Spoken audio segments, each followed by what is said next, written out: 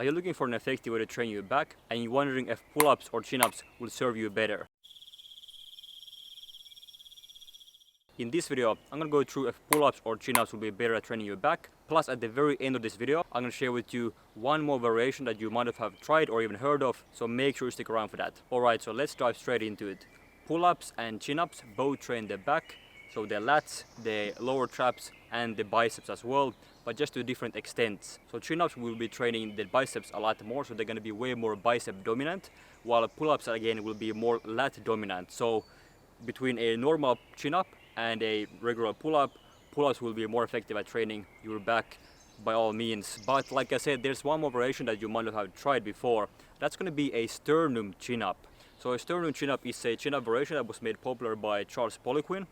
And basically it's effective because it incorporates 3 different movement types in the chin-up itself. So the beginning is going to look like a chin-up, the middle part is going to look like a lat pullover, and the top part is going to look like a row. So for that reason, I would say that a sternum chin-up will be very effective for the back overall. And hey, if you get some value from this video, then why don't you go ahead and subscribe to the channel right there for more similar videos in the future. So let's just sum it up.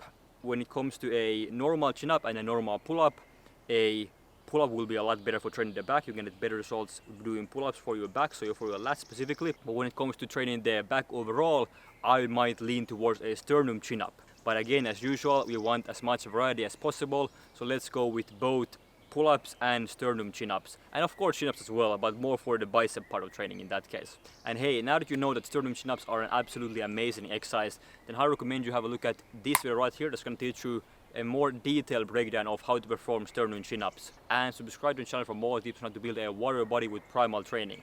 Thanks for watching guys, and I will see you in the next video. Bye bye.